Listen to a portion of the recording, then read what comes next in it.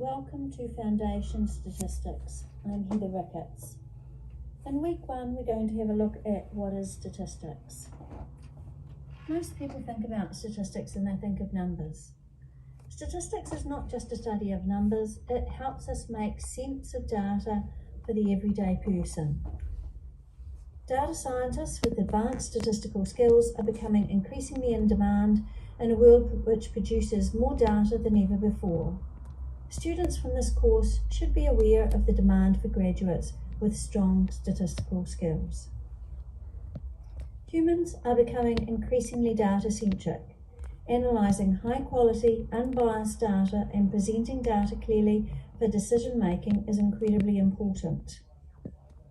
What happens to important decision-making if the data is poor, or it has been presented in a confusing or misleading way? Some areas where data quality is important are climate change, personal health diagnostics, financial markets, national government, city and district councils. What data would be useful for people making decisions in these areas? Where could we get this data? So why should we study statistics? Statistics helps us to organise data or information so that it tells a story. The story it tells may help us discover new relationships, help us make decisions, or change ideas about previously untested relationships. So it is fantastic that you are on this course. You can learn how to gather, analyse and present high quality data and be statistically literate in our data-driven future. We're going to have a look at how we can develop statistical thinking. To make sense of data, we need to understand the problem, make judgments about whether we need to collect data or there is existing good data, what tools or models are appropriate, and then we need to be able to interpret and communicate those results. We're going to look at a model of inquiry that will help guide us. The statistical inquiry cycle has 5 parts. Firstly, we look at the problem, where we define what the problem is, or look at what type of research we might want to investigate. Then we move on to looking at a plan, what and who to measure, what kind of study design could we have, what are the variables that we need to collect information about. When we've made a plan, then we may need to collect the data. Data doesn't always come nice. Sometimes we need to clean it. And then we look at analysis. We use graphs and summary statistics to explore our data. We think really hard about the relationships that might be going on, and we try and relate what we observe to the context of the data. Lastly, we look at concluding. Does it answer the question that was asked in the first place? In our investigation, have we come up with other questions that we need to investigate? How are we going to communicate that? Will we need to present it? Will we need to put it in a report? Who is our audience and how should we do that communicating? When we look at data, we always need to remember the context in which that data arose. And we need to be aware that this cycle may need to be repeated as often an investigation produces more questions. So let's have a look at the first part of the cycle, the problem. The problem can be written as a statement or as a research question with the following 4 attributes. What or who is to be included? That's our population. What is the variable of interest? What categories will be compared? Have we got any categories? Is there 1 or 2? What are they? What statistics will be used for comparison? Are we going to look at a mean or a median? Perhaps a count or a proportion or even a percentage. Perhaps we're looking at a model. Let's start by actually reading a problem statement. These are on the handout that is included on Blackboard. With the statements that are given below, I want to be able to identify the population, the variable of interest, the categories that are to be compared, and the statistic. So let's have a look at these two statements. Are the mean heights in centimetres of Year 9 male students greater than the Year 9 female students at schools in New Zealand? What's the population? Yes, there's students at schools in New Zealand, but we need to be specific by saying that they are Year 9 students at schools in New Zealand. What's the variable of interest? Hopefully you can see that it's the height, and we're going to be measuring that in centimetres. What are the categories? That's fairly easy to find, male and female. What about the statistic? Where is that stated in this sentence? The mean. We're after the mean heights in centimetres. Often, the statistic can be found next to our variable of interest. Let's see if you can find these four things for the next statement. What's our population?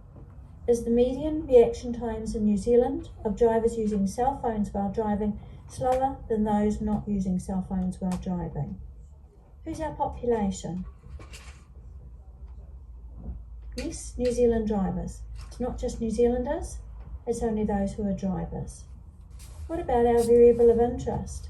That might be quite hard to find. Can you find a statistic? Is our variable of interest next to that statistic? Yes, reaction times is our variable of interest. And our categories are using cell phones or not using cell phones while driving. The median is our statistic. These two statements are good problem-solving statements. They contain each of the four factors that we need to look at. What about these two? Are these good problem-solving statements? Do the weights of girls' school bags tend to be heavier than the weights of boys' school bags? What's our population? Hopefully you'll tell me that it's girls and boys' school bags, but in Auckland, in New Zealand, in the world, it isn't crystal clear who is included and who is excluded. So our population needs a little bit of refining. What about our variable of interest? Hopefully you can all see that it's the weights of the school bags. What about the categories? Girls and boys, pretty easy. Is there a statistic? Can you find one? It doesn't seem to have one, does it? Perhaps we should look at the mean or the median weights of the girls' or the boys' school bags. Let's have a look at the second statement. Is there a difference between the salaries of scientists, firemen, and musicians? Hopefully most of you will have identified that the population is scientists, firemen, and musicians. But is that in Auckland, New Zealand, or the world? Again, it's not crystal clear who's included and who is excluded. What about the variable? Yes, we're looking at salaries. The categories? Easy. Scientists, firemen, and musicians.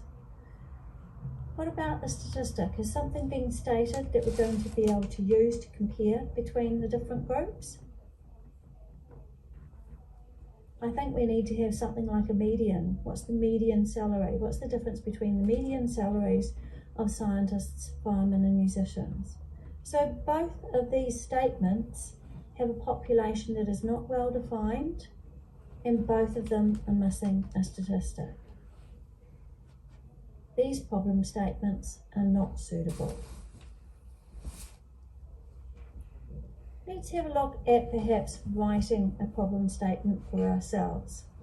So we have some data contained in a table below that is from patients involved in a clinical trial of intervention medications used to prevent relapse into cocaine usage.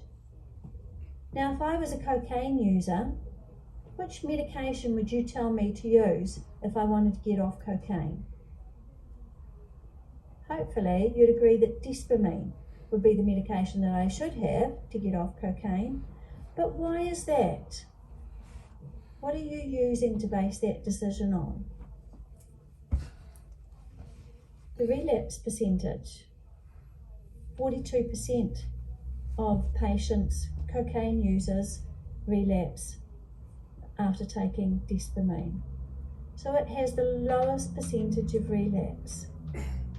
So does that help us to identify what the population is, what the variable of interest is, what our categories are, and what our statistic is? Let's create a table to see if we can actually put those up there. Our population, hopefully you'll say that those are cocaine users. What about the variable? Think carefully when I asked you that question. What basis did you come to say that dopamine would be the best medication for a cocaine user to take if they wanted to get off cocaine? It was the percentage relapse, wasn't it? So our variable is whether they relapse or not, and our statistic is that percentage. So that leaves our categories being the 3 intervention medications. To be able to write a research question, we need to start our sentence with do, or which, or are, what, who. Something that asks us the statement. This is what I've written.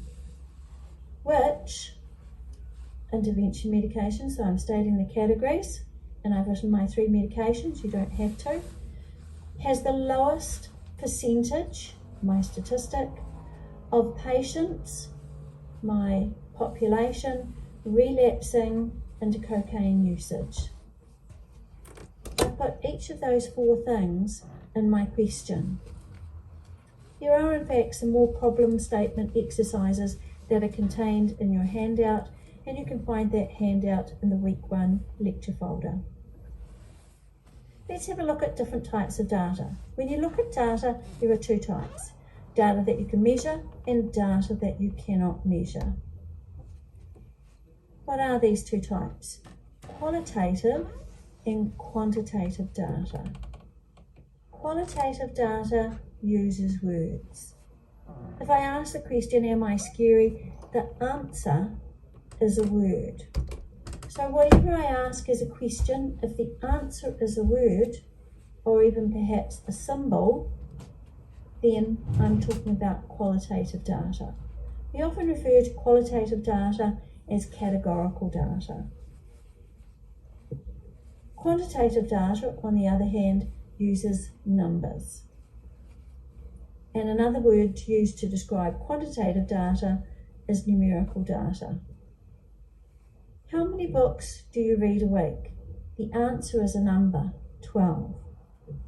We can take our quantitative data and we can split it even further. There are 2 types of quantitative data, discrete and continuous. Discrete data can be counted, so they're whole numbers like 1 or 3 or 58. How many books do you read a week? The answer is 12. It's a count. Continuous data, on the other hand, is measured. It has units. How tall are you? I used to be 6 foot 1 inch. So let's explore what some different discrete or quantitative data may look like.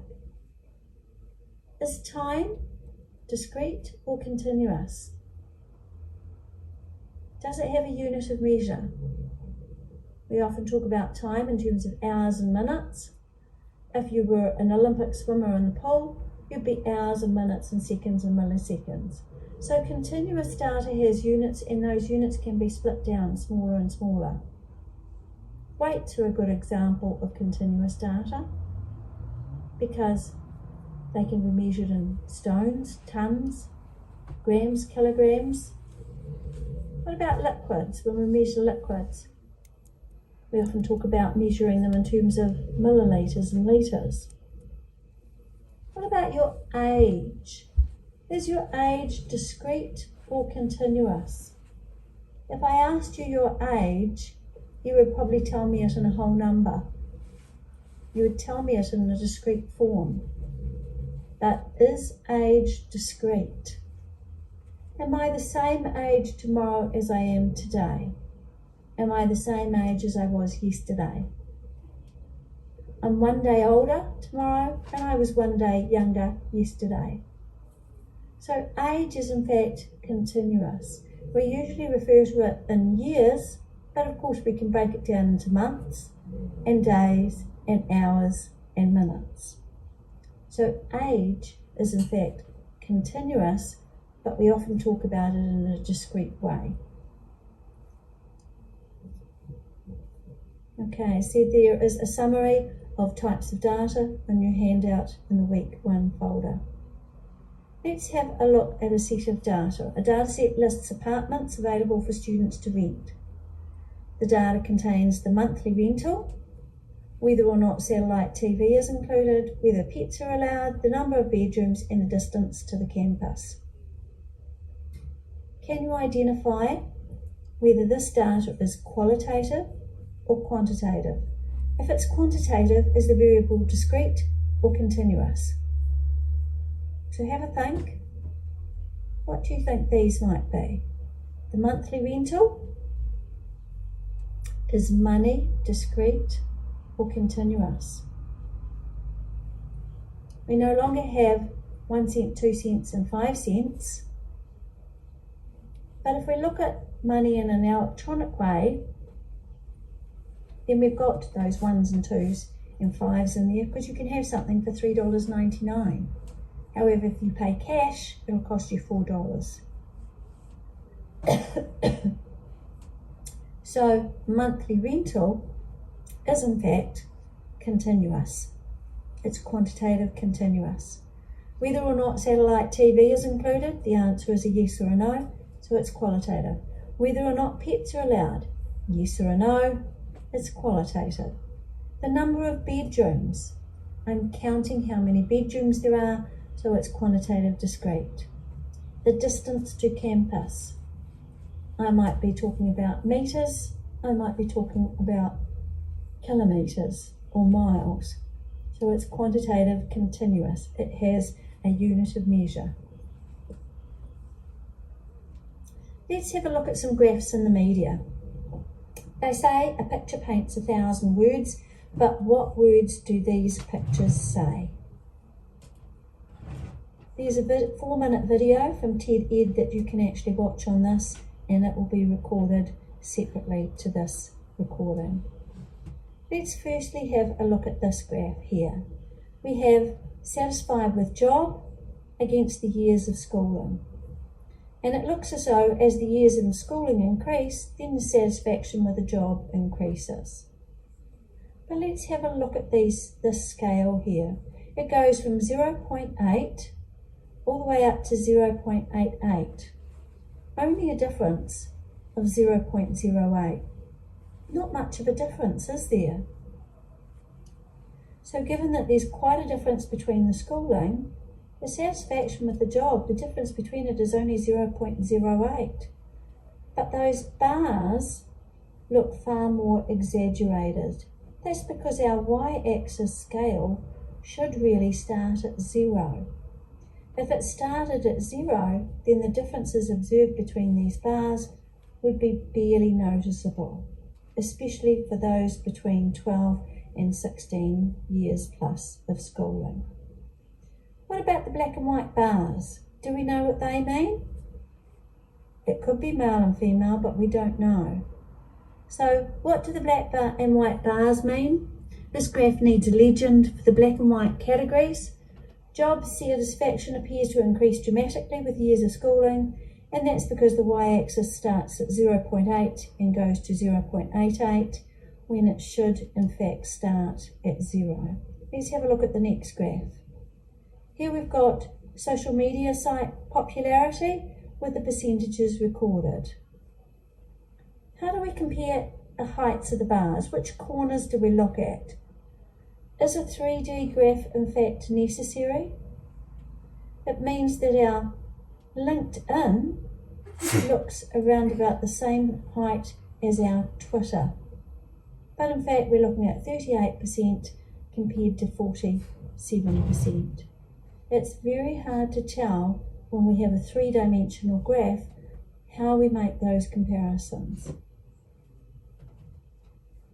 Here we've got daily smartphone app consumption, and we're having a look at games, social networking, news, entertainment and other. So what's wrong with this graph? Is it valid to compare 68 minutes with 77 minutes? Has social networking increased as a proportion? That's the one in the blue. In 2011, we looked at 22%, and in 2012, it's actually worth 31%. So maybe we would be better stating percentages rather than the exact number of minutes if we're not going to have the same time period. Here we've got a graph that's been created using an orange tape and a blue tape, and we're looking at a decline in American driving.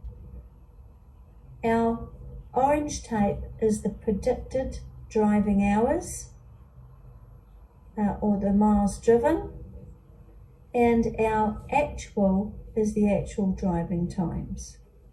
Again, this particular image, it's very difficult to be able to read it because the 3D graph distorts what it is that we're trying to look at. Which point do we read against the vertical axis? Is it the top one or in the bottom one in the tape? Is it necessary to make this into a 3D graph? We're only talking about driving miles and the years. Two things, and yet we've made it 3D. Now this one's a tricky one. How does the graph for iPhone go up but have 50% in June and 49% in November? How does this scale fit in with the vertical axis? Pie charts are a bit of a favourite of marketers. So what's wrong with this pie chart? We've got, again, social media preferences. And it looks as though the red portion is greater than the blue portion due to that 3D distortion. We're only recording down the social media site and the percentages. Two things, and yet the graph is three-dimensional. If it were not for the value stated in percentage for each of these items, we wouldn't know that in fact red, Google, was actually smaller than Facebook. Here we have a map of the world with Wikipedia country article traffic map. So how much is Wikipedia used across the world? Green is most interested and the pink is least interested. What do you know about the world? Where are those pink areas? What continent are most of them in? Hopefully you can see that those pink areas are mainly in Africa. We need to consider the context of this graph. Poor countries with little technology available will certainly not be able to have an interest in Wikipedia. We need to know some geography and the world economies to fully understand this graph. And our closing thoughts? If a graph is confusing, then perhaps it's time to use tables. We can have a clearer understanding quite often when numbers are quoted in tables. Thank you for attending today.